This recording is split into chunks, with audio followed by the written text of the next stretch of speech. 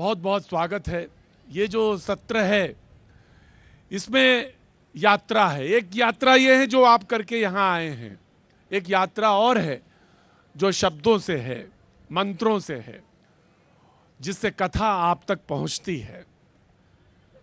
राम ही केवल प्रेम प्यारा, जान ले सो जानन हारा। राम के लिए एक ही शब्द है और वो है प्रेम। राम को जानने के लिए अनुराग होना बहुत जरूरी है। आप बहुत तपी हैं, योगी हैं, लेकिन ठीक है, वो अपनी जगह है। लेकिन अनुराग के बगैर, प्रेम के बगैर जानना या समझना, वहां तक पहुंचना बहुत दूरी है। जो हमारे साथ आज इस सत्र में मौजूद हैं, ये वही लोग हैं जो रास्ता बताते हैं, रास्ता दिखा सकते हैं। वहां तक पहुंचना हमारा अभीष्ट है। आचार्य मिथिलेश नंदनी शरण जी आध्यात्मिक विचारक हमारे साथ मौजूद हैं। मानस मर्मज्ञ, मानस की पंक्तियां, और वो जो ऐसी कथा जिसको कि पूरी दुनिया में गा गा के गाया जाए, बताया जाए, ऐसी मानस की पंक्तियों के साथ वो यात्रा यहाँ इस वक्त प्रारंभ होगी। स्वामी प्रणवपुरी जी महाराज महाकाल लोक उज्जैन से आप आए हैं, सॉफ्टवेयर इंजीनियर भी हैं। तमाम सारी यात्राएं हैं जो यहाँ यात्राओं का जो संगम है यहाँ पर मौजूद है, और सारे बड़े विशेषज्ञ लोग यहाँ पर मौजूद हैं। मैं आचार्य मिथिलेश नंदनी शरण जी को कहता हूँ कि जहाँ से मैंने एक पंक्ति उठाई वहाँ आपके पास सागर है। मैंने कहा राम ही केवल प्रेम प्यारा, जान ले सो जानन हारा। जी महाराज। सुंदर पंक्ति आपने रख दी है। ये सूत्र है भगवान श्री राम की ओर बढ़ने का। भगवान का अपना जो नाम है श्री राम, उस राम शब्द की मूल क्रिया ही प्रेम से जुड़ी हुई है। उसका तात्पर्य ही है व्याकरण में क्रीड़ा के अर्थ में, उल्लास और उत्साह के अर्थ में। पर एक महत्वपूर्ण शब्द है उस पंक्ति में जुड़ा हुआ जो आपने कहा है, राम ही केवल प्रेम प्यारा। ये एक घोषणा है, श्री राम के विषय में एक प्रतिज्ञा का उद्घोष है। प्रेम तो संसार में सर्वत्र देखा जाता है, फिर ऐसा कौन सा प्रेम है जो श्री राम के लिए प्रिय होता है और हमें श्री राम की ओर ले जाता है। संसार का जो नाम रूप का ये अनंत विस्तार है, ये सारा ही प्रेम से भरा हुआ है।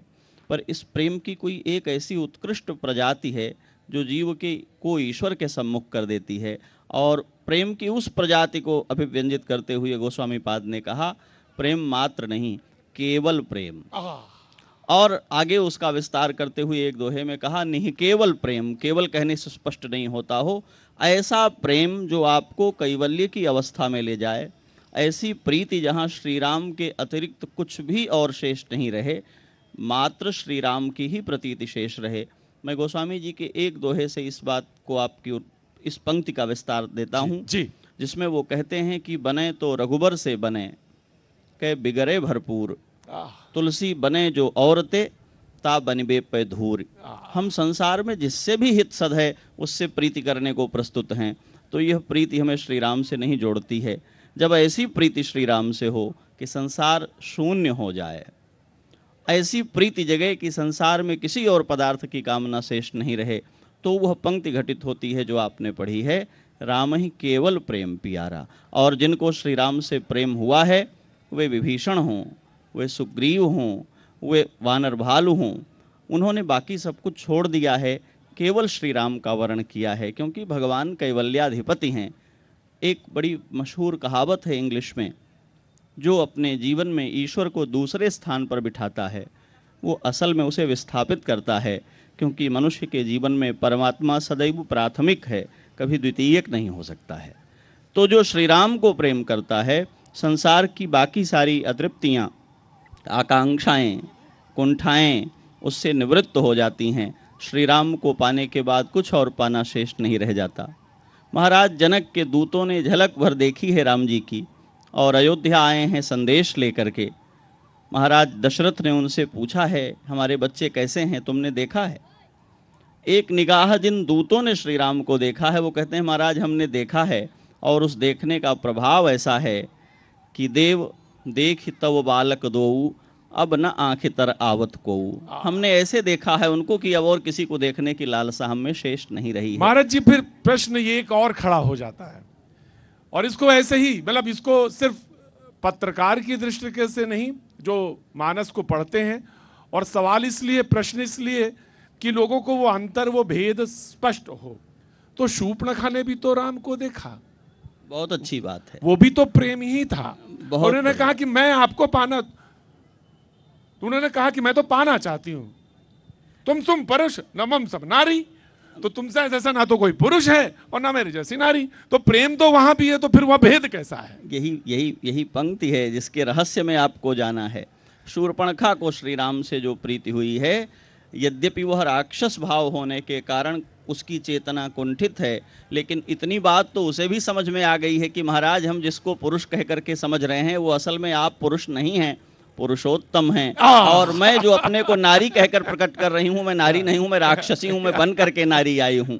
तो हम दोनों में क्या समता है? कहा जैसे आप पुरुष नहीं हैं पर अपनी कृपा के वशीभूत पुरुष बन करके विचरण कर रहे हैं, माया मनुष्यो हरि कहा गया है। हाँ। ऐसे वो कहती है कि मैं भी नारी नहीं हूं, मैं नारी बन करके यहाँ माया से विचरण कर रही हूं। आपने भी माया को अधिग्रहित करके उसके बल पर पुरुष का वेश धारण किया, मैंने भी माया का ही उपयोग करके स्त्री का वेश धारण कर लिया है, तो मैं आपकी कृपा की पात्र हूं। लेकिन शूर्पणखा का प्रेम, मैं एक पंक्ति में आपको महर्षि वाल्मीकि की ओर ले जाऊंगा, क्योंकि गोस्वामी जी महाराज बिना उनके प्रसाद के अपने अर्थों को व्यक्त नहीं करते। केवल मानस न देखें, शूर्पणखा को देखें कि श्री राम के सामने आकर प्रणय निवेदन करके, अपराध करके, जानकी जी पर हिंसा की चेष्टा करके, नाक कान कटवा करके जब रावण के सम्मुख पहुंचती है, तो एक स्त्री किसी पुरुष के द्वारा विरूपित की गई है, तो कह सकती थी कि ये असभ्य हैं, ये दुराचारी हैं, इन्होंने कुचेष्टा की है, इन्होंने मेरे साथ अत्याचार किया है। पर आप देखिए भला कि शूर्पणखा परिचय क्या देती है। तरुणों रूप संपन्नो सुकुमारो, वे दोनों किशोर बड़े सुकुमार हैं जिन्होंने हमारी नाक कान काट लिए हैं। कौन मानेगा ये कि जिसके हाथों नाक कटा के आए उसको सुकुमार कहें? और महाबलो पुंडरीक विशालाक्षो, कमल नेत्र हैं, चीर कृष्णा जिनाम्बरो, पुरुष के द्वारा अत्याचार सह करके आई हुई स्त्री कह सकती थी कि उनके भीतर कोई चारित्रिक दोष है, पर वो कहती है फलमूलाशिनौ दान्तौ तापसौ ब्रह्मचारिणौ, फल मूल खाने वाले, मन और इंद्रियों पर नियंत्रण रखने वाले, वो दोनों ब्रह्मचारी हैं। ये शूर्पणखा प्रथम दृष्टि में श्री राम को देख करके समझ गई है, उनको ये बिना प्रेम के समझ में आने वाला नहीं है। प्रणव जी, बहुत सुंदर आपने चर्चा प्रारंभ की। राम ही केवल प्रेम प्यारा। प्रसंग आता है भैया कि जब प्रभु श्री राम राज्याभिषेक करके और अयोध्या जी में आ गए, तो माता कौशल्या ने यह विचार किया कि मेरा पुत्र 14 वर्ष बाहर रहा है, और एक माता जैसे अपने पुत्र को हाथों से अपने खिलाने की इच्छा होती है। जब हॉस्टल भी पुत्र जाता है तो टिफिन बना के भेजती है, कुछ नमकीन भेजती है। तो माता कौशल्या को लगा कि आज श्री राम को मैं अपने हाथों से भोजन कराऊंगी, और उन्होंने भोजन कराया। और कराने के बाद पूछा, इसको थोड़ा तेज कर दीजिएगा भैया माइक अगर कहीं हो ना, साउंड थोड़ा, साउंड इसको थोड़ा सा तेज कर दीजिएगा, साउंड थोड़ा सा आगे बढ़। तो कराने के बाद पूछा कि श्री राम आपको ये कैसा लगा? तो श्री राम ने कहा कि मैया बड़ा स्वादिष्ट भोजन लगा, लेकिन वो बात नहीं लगी। तो अब माता अरुंधति को ये बात मालूम पड़ी। गुरु ग्रह गए पढ़न रघुराई, अलप काल विद्या सब आई। तो माता अरुंधति ने सोचा कि गुरुकुल में रह के श्री राम ने मेरे हाथों का कोई व्यंजन ऐसा कर लिया होगा जो उनको अच्छा लगा। तो माता ने भोजन कराया, गुरु माता ने। राम कैसा लगा? माता बड़ा स्वादिष्ट है, किंतु वो बात नहीं है। अब तो हल्ला हो गया, मिथिला नगरी तक बात चली गई, और जनकपुरी में बहुत दिवस हुई ही पहुनाई, बहुत समय तक बारात रुकी थी। तो जनक जी ने उसी प्रकार से सारे रसोइयों को बुलाया, और बुलाने के बाद वही व्यंजन फिर से बना के पूछा, श्री राम कैसा लगा? पिताजी बड़ा स्वादिष्ट है, लेकिन वो बात नहीं आई। अब तो पूरे देश में ये चर्चा का विषय बन गया कि ऐसा कौन सा स्वादिष्ट भोजन भगवान ने कर लिया जो कह रहे हैं वो बात नहीं। तो इसकी पुष्टि गोस्वामी तुलसीदास जी महाराज ने विनय पत्रिका में कहते हैं कि घर गुरु ग्रह प्रिय सदन सासुरे, भाई जब जहां पहुनाई, जहां जहां आतिथ्य सत्कार हुआ, कैसा लगा भोजन? केवल एक ही बात, ताह तब कह सबरी के फलन की रुचि माधुरी न पाई, जानत प्रीति रीति रघुराई। भगवान प्रेम की रीति को समझते हैं। एक और पद इसमें गोस्वामी जी लिखते हैं, वशिष्ठ जी महाराज श्री राम के उस स्वरूप का वर्णन कर रहे हैं, ब्रह्म स्वरूप का, कि सहज स्वरूप कथा मुनि भरनत। तो भगवान ने अपना माथा झुका लिया और नीचे देखने लग गए, अच्छा नहीं लग रहा उनको। सकुचि रहे सिरुनाई। तो प्रभु क्या सुनना चाहते हो? कहते हैं गुरुदेव वही मेरी मित्रता, मेरे प्रेम की कथा सुना दीजिए। केवट मीत कहे सुख मानत, बानर बंधु बड़ाई, जानत प्रीति रीति रघुराई। तो भगवान को तो केवल प्रेम पसंद है, जैसा आपने राम ही केवल प्रेम प्यारा प्रसंग रामचरितमानस का ही आता है, जो चौपाई आपने कही उसी पे मैं चर्चा करूंगा। आगे उसका वर्णन है। मैं प्रसंग बस सिर्फ छेड़ता हूँ। सरयू के तट पे बैठा हूँ तो वो प्रसंग भी आता है जब केवट है, और वो केवट है वो भी प्रेम है, और लेकिन वो प्रेम में मांगता है उनसे, कहते मुझे तो दे के जाए। तो ये कैसा प्रेम है फिर कि प्रेम में मांग ले कोई? प्रेम में तो दिया ही जाता है, फिर ये कैसा है कि वो प्रेम में मांग रहा है प्रभु से? बहुत बहुत प्यारा प्रसंग आपने रखा है, लेकिन इसको करेक्ट करने की जरूरत है जी। केवट वो नहीं है जिसने मांगा है, केवट वो है जिसने दिया हुआ भी लौटा दिया है कि महाराज मैं तो पहले ही तृप्त हूँ। प्रेम की क्रिया क्या है हमें ये समझना होगा। जो प्रभाव से उत्पन्न होता है वो आकर्षण है, वो भूख है, वो जरूरत और आपूर्ति है। जो स्वभाव से उत्पन्न होता है वो प्रेम है। वाह! ये हमें इसका अंतर पहचानना होगा। और भगवान श्री राम के सम्मुख पड़ने के बाद केवट के भीतर प्रीति जगी है, इसलिए उसने मजदूरी नहीं मांगी है, कहा हमें आपके चरण पखारने हैं। और ये मांगना प्रेम का अधिकार है, ये लेने और देने जैसा विषय नहीं है, क्योंकि जिस समय वो ले रहा है उसी समय कुछ दे भी रहा है। और समझना ये होगा कि भक्ति शास्त्र के आचार्यों ने ये कहा है कि जो कुछ भी आदान करे वो प्रेम है ही नहीं, सतु प्रदान मात्रम। प्रेम का तात्पर्य है जो केवल देना ही देना जानता है, कभी उससे कुछ रिटर्न आएगा इसकी कल्पना भी उसके भीतर नहीं होती। तो केवट ने कुछ नहीं मांगा, चरण पखारे। और मैं रहस्य की एक बात कहकर ये प्रसंग छोड़ूंगा। जब पार उतर करके गए हैं तो प्रभु सकुचे, भगवान को संकोच है कि इसे कुछ देना चाहिए। केवट कहता है महाराज अभी भी आप हमारे हृदय का मर्म नहीं पहचान पाए। यदि मैं आपका प्रेमी ही हूं तो क्या लेना देना शेष रह गया है? कुछ नहीं चाहिए। और एक निर्धन केवट जिसने कहा था कि मेरे घर में पात भरी सहरी सकल सुत बारे बारे, घर में पत्तल भर मछली है, छोटे छोटे बच्चे हैं, कोई दूसरी आजीविका नहीं है, इसी नाव के सहारे परिवार पालता हूँ, वो कहता है मुझे मजदूरी नहीं चाहिए। लेने वाला अकेला, देने वाले तीन, बहुत कीन्ह प्रभु लखन सिय, नहीं कछु केवट ले। तो जब उसने कुछ नहीं लिया तो भगवान ने क्या दिया? विदा कीन्ह करुणा यतन भगति विमल बर देई। जो कुछ भी और चाहता है श्री रघुनंदन से, उसको वो सब कुछ कई गुना करके दे देते हैं और मुक्त कर देते हैं। और जो कहता है आपसे आपके अतिरिक्त कुछ नहीं चाहिए, उसको अपने आप को सौंप देते हैं। केवट को तो बिना मांगे भगवान ने भक्ति प्रदान कर दी है, प्रेम प्रदान कर दिया है, क्योंकि उनके राजकीय वैभव का एक कण भी उसने लेने से मना कर दिया। प्रेम वो जो तृप्त करता है, सारी भूख से, प्यास से और अभावों के बोध के बाहर निकाल देता है, वो प्रेम है। इसलिए श्री राम को प्रेम प्रिय है कि मनुष्य अपने अभावों की कुंठा के बाहर निकल आवे।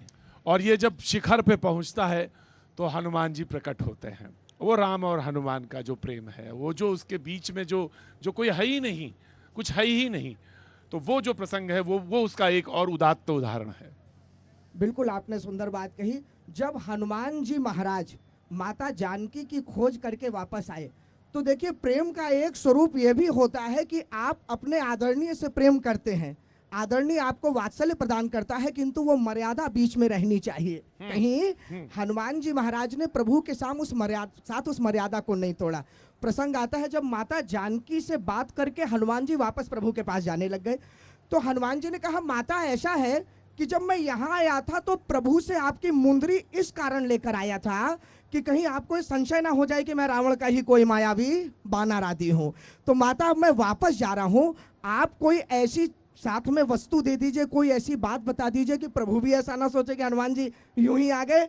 तो चूड़ामणि दी, लेकिन कहा माता अभी आपने संशय किया, मुझे रामदूत में मातु जानकी कहना पड़ा, तो आप कुछ और ऐसी बात बता दीजिए जो केवल आप दोनों के बीच में रही हो। देखिए माता जानकी क्या सुंदर हनुमान जी से कहते हैं, हनुमान जी ऐसा करना, तात शक्र सुत कथा सुनायो, बानो प्रताप प्रभु ही समुझायो। वो जो जयंत ने मेरे चरण में चोंच मारा था ना, सीता ही चरण चोंच हति भागा, मूड मंद मति कारण कागा, वो कथा सुना देना। एक क्षण में प्रभु ने बाण निकाल लिया था, और देखो मैं यहाँ पे बैठी हूँ, अभी तक प्रभु का बाण नहीं चल रहा। जाके कथा सुनानी है, लेकिन साथ में संकोच भी है कि पति पत्नी के बीच की बात है, प्रभु को यह स्मरण दिलाना है कि प्रभु बाण चलाइए। हनुमान जी महाराज प्रभु श्री राम के पास जाते हैं। प्रभु कहते हैं एक बात बताओ हनुमान जी, कैसी है जानकी जी, आप कुछ उसकी स्थिति बताइए माता जानकी की। तो वो कहते हैं देखो प्रभु, ऐसी स्थिति है जैसी स्थिति आप एक बार देख चुके हैं माता जानकी की। देखिए संकेत दे रहे हैं, कहाँ देखी? बोले प्रभु जिस समय आप धनुष उठाने जा रहे थे, धनुष यज्ञ का प्रकरण है, और प्रभु चले जा रहे थे, तो गोस्वामी जी ने लिखा सहज ही चले सकल जग स्वामी, मत मंजुवर कुंजरगामी।